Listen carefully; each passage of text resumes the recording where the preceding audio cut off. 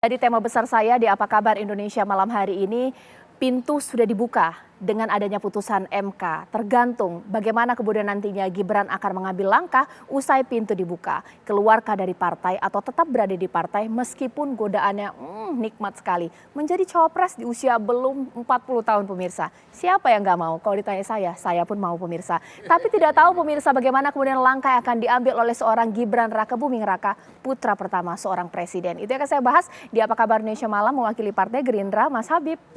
Sekali lagi kita bersama ya di sini ya. Selamat malam, assalamualaikum Bang Ruhut Sitompul dan juga pengamat hukum kita, ahli hukum kita Pak Abdul Qair. Pak Qair, selamat malam, assalamualaikum.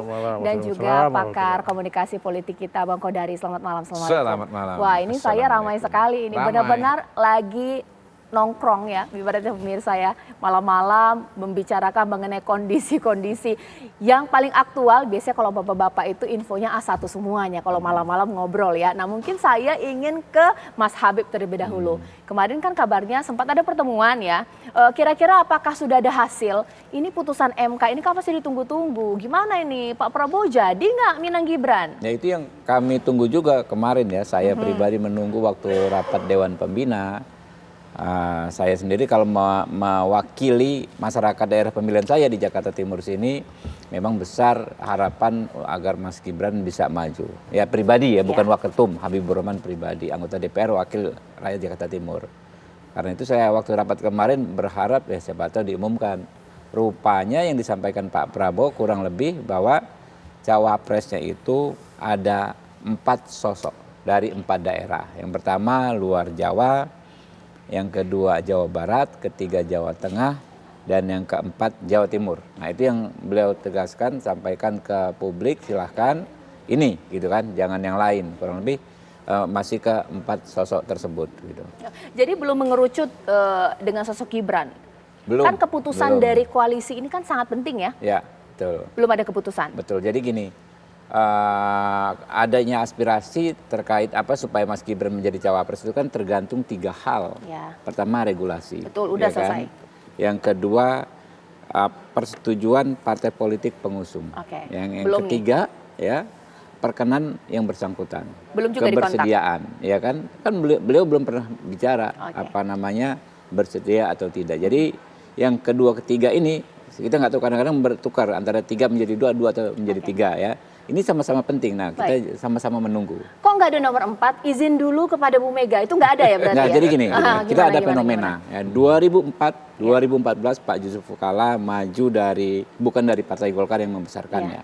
Beberapa bulan yang lalu ya ada senior saya Pak Sandiaga Salahuddin Uno menjalin komunikasi intens dengan P3 dengan narasi konon ingin menjadi cawapres dari koalisi lain. Oke. Kami tidak ada komunikasi juga dengan P3, tidak ada izin-izin, tapi kami tidak memandang itu sebagai sesuatu hal yang negatif, yang buruk. Kami memandang itu dinamika politik yang biasa, karena pilihan politik adalah kemerdekaan individu.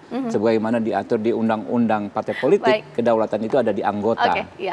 Bang Ruhut, nggak akan perlu izin-izin nih tampaknya, karena menurut Mas Habib di sini, pilihan politik hak individu. Kalau Gibrannya mau ya PDIP ikhlas aja lah, ikhlas. Bagaimana? Kami ada aturannya kok. Gimana?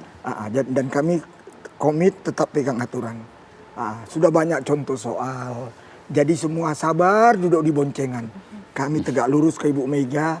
Biarlah nanti Ketua Umum yang sangat kami hormati, Profesor Dr. Haja Megawati Soekarno Putri, yang nanti akan menyampaikan.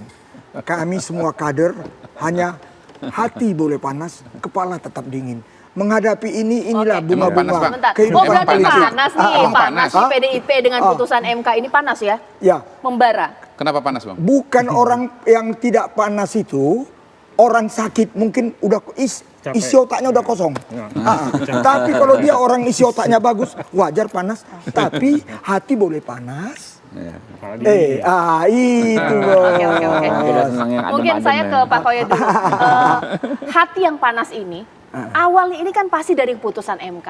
Ini kemudian keluarlah putusan hingga saat ini Gibran menjadi bimbang ini. Wah ini ya lampu merah tapi sudah ada lampu hijau ini. Tapi mau jalan terus atau bagaimana? Bagaimana Mas? Ya Pak Koyet? putusan itu sesuai azasnya setiap sengketa harus ada akhir. Kalau nggak ada putusan bagaimana? Jadi putusan itu harus dipahami adalah dalam rangka mewujudkan kepastian hukum dan keadilan.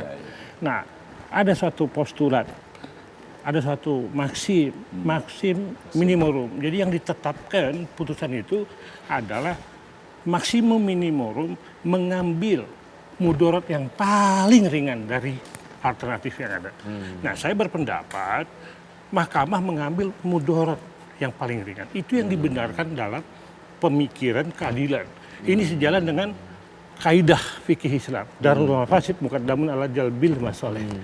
Dikatakan mencegah kemungkaran itu lebih utama daripada menegakkan kebenaran. Itu dalilnya. Ketika ada mudarat, sama-sama mudarat, harus diambil yang paling ringan. Itu keadilan yang dibangun oleh John Rawls yang diambil dalam pendapat-pendapat Mahkamah Konstitusi dalam pertimbangannya. Jadi tidak ada yang perlu kita khawatirkan. Tidak ada yang perlu dipertentangkan. Bang Kodari, kalau beberapa waktu yang lalu saya bertanya kepada elit PDIP, masih santai. Santai, tenang, nggak bakalan diambil Gibran. Tapi ketika putusan ini, wah ibaratnya ini ujian iman ini di hari ini nih seorang Gibran ini. Bagaimana melihatnya? Ujian iman. Jadi memang ini maju kena mundur kena, ya kan? Kalau filmnya Warkop ini maju kena mundur kena. Di satu sisi Gibran adalah kader, ya punya basis suara yang sangat kuat di Jawa Tengah dan di Jawa Timur, bahkan nasional karena dia adalah anaknya Pak Jokowi. Tetapi ya PDI Perjuangan menurut saya sampai hari ini kan tidak berpikir bahwa wakil Ganjar itu adalah Gibran.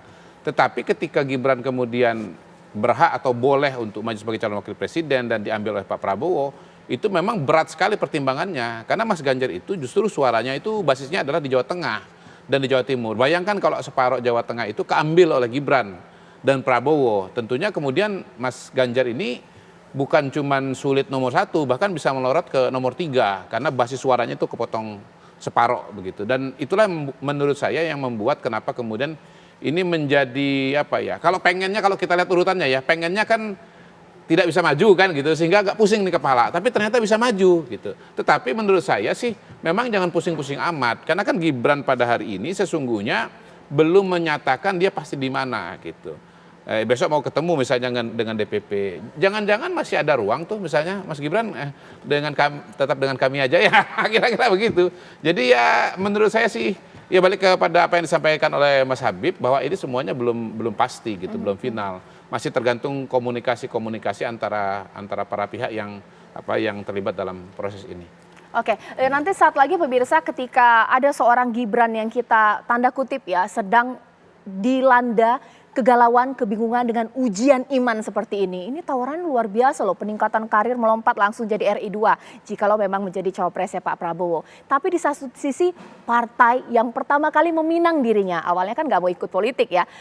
Kita akan membaca kode-kodean dari seorang Gibran pemirsa karena sempat menempelkan stiker mendukung Ganjar. Tapi ketika menjadi TKN nggak mau. Apakah memang sudah ada tanda-tandanya bahwa pemirsa memang Gibran ini hati itu ke Pak Prabowo sesaat lagi?